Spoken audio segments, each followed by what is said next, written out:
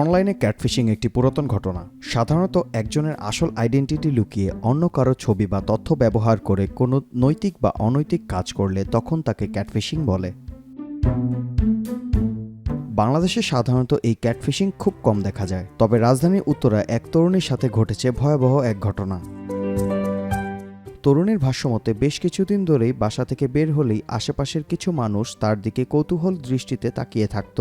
একদিন এক অপরিচিত লোক রাস্তার ধারে তার নাম ধরে ডেকে চিৎকার করে প্রতারণার অভিযোগ তোলে তার ওপরে। ওই ব্যক্তির অভিযোগ, তরুণী তার সঙ্গে রুম ডেটের কথা বলে অগ্রিম টাকা নেয়, তারপর তাকে ব্লক করে দেয়। এরপর পরিচিতরা ওই তরুণীকে ডেটিং অ্যাপ স্ট্যান্টনের একটি আইডির স্ক্রিনশট পাঠায়। তখন তিনি ভয়াবহ স্ক্যামের বিষয়টি বুঝতে পারেন যে তার ছবি ব্যবহার করে মানুষের সঙ্গে প্রতারণা করা হয়েছে। ভুক্তভোগী এই শিক্ষার্থী জানায়, কাছের এক বান্ধবী ডেটিং অ্যাপ স্ট্যান্টনে তার ছবি ব্যবহার করে এমন কাজ করেছে। সেই ডেটিং অ্যাপসের অ্যাকাউন্ট থেকে রুম ডেট করার প্রলোভন দেখিয়ে বহু মানুষের কাছ থেকে হাতিয়ে নেওয়া হয়েছে লাখ লাখ টাকা।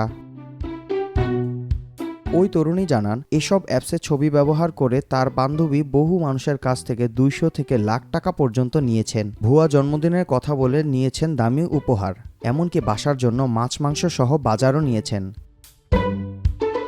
ঢাকা মহানগর পুলিশের উত্তরা পশ্চিম থানার পরিদর্শক পার্থ প্রতিম ব্রহ্মচারী বলেন, ভুক্তভোগী ওই নারীর একটি জিডি করেছেন, বিষয়টি তদন্ত করা হচ্ছে। মুশফিকা আসাদ, মাই টিভি অনলাইন।